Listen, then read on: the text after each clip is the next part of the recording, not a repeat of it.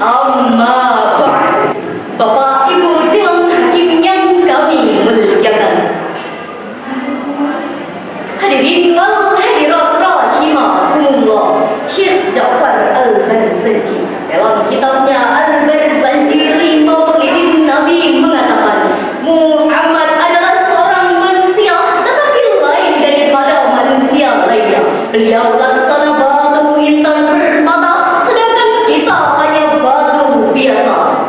Syekh Nawawi Al-Bantani dalam kitabnya Madarijus Su'ud mengatakan bahwa nur Muhammad di langit dimuliakan, sedangkan di bumi menjadi panutan. Ungkapan tersebut menggambarkan bahwa tidak ada satupun figur yang paling luhur, manusia yang paling mulia, tokoh yang patut untuk dicontoh, pribadi yang patut untuk diteladani, bahkan individu yang patut untuk ditiru selain Nabi Muhammad sallallahu alaihi wasallam. Ucapan beliau menjadi hadis qauli, perbuatannya menjadi hadis fi'li, bahkan diamnya menjadi hadis sabiri yang berfungsi sebagai tuntunan, arahan, bimbingan, bahkan pedoman dalam kehidupan berkeluarga, bertetangga, bermasyarakat, berbangsa dan bernegara.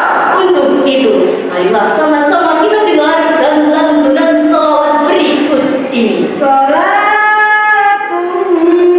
bisalamil mubin min qadid dahini ya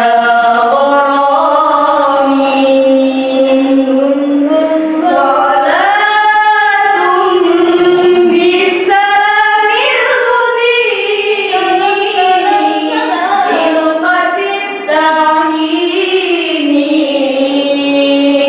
ya Oleh sebab itu, terbukalah hati kami bertiga untuk membawakan syarahan Al-Quran dengan judul Nabi Muhammad sebagai inspirator kehidupan, sebagai landasan awal. Akan kami kumandangkan ayat suci Al-Quran dalam surah Al-Ahzab ayat 21 yang akan dilantunkan mari'ah kami berikut ini.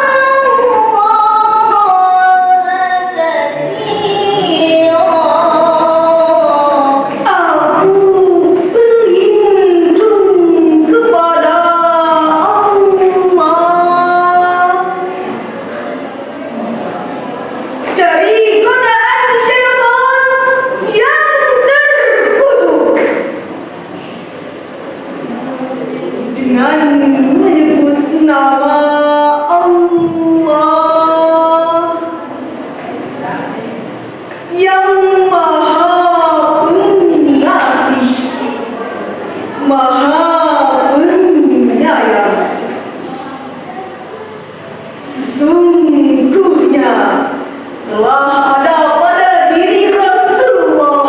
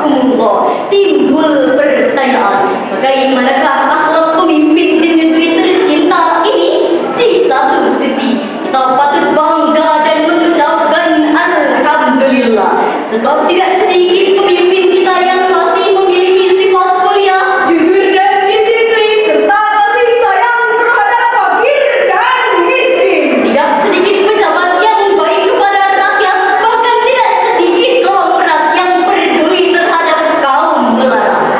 Namun sayang, di sisi lain, kita tidak mungkin menutup mata. Persada kita saat ini sedang dipertontonkan oleh sebagian para pemimpin yang katanya berjuang atas nama rakyat demi kepentingan rakyat, namun tidak berorientasikan rakyat.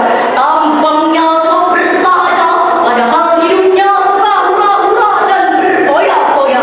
Gayanya bang orator, padahal diamnya provokator. Laganya laksana proklamator, padahal diamnya koruptor. Akibatnya, tidak sedikit pemimpin kaya raya, namun rakyat hidup sengsara. Tidak sedikit pemimpin memiliki rumah megah dan mobil yang mewah, sementara rakyatnya hidup susah.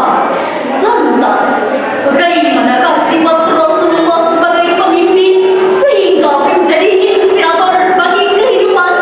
Sebagai jawabannya, ada di dalam Al-Quran surah Al-Imran ayat 159 yang akan dilantunkan oleh kota kami berikut ini.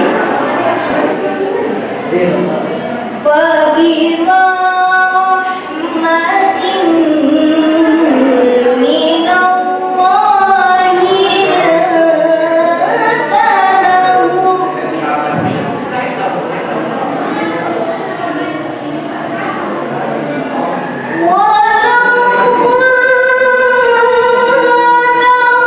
فظا غليظ القلب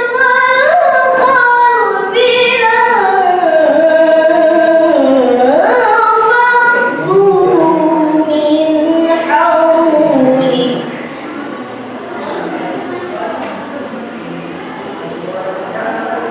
فاعف عنهم واستغفر لهم وشاورهم في الأمر فإذا عزمت فتوكل على الله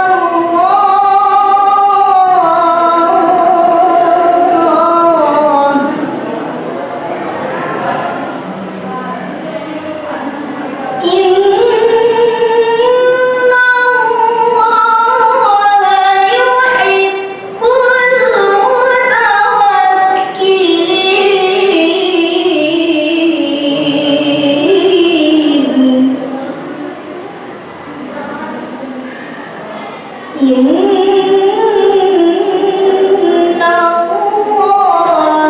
يحب المتوكلين إن الله يحب المتوكلين صدق الله العظيم. Maka berkat rahmat Allah, engkau Muhammad berlaku lemah lembut terhadap mereka.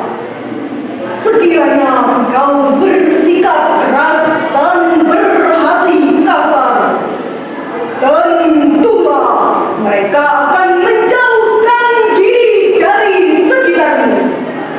Karena itu, maafkanlah mereka dan mohonkanlah ampunan untuk mereka dan bermusyawarahlah dengan mereka dalam urusan itu. Kemudian, apabila engkau telah membulatkan tekad, maka bertawakallah kepada Allah. Sungguh Allah mencintai orang yang bertawakal.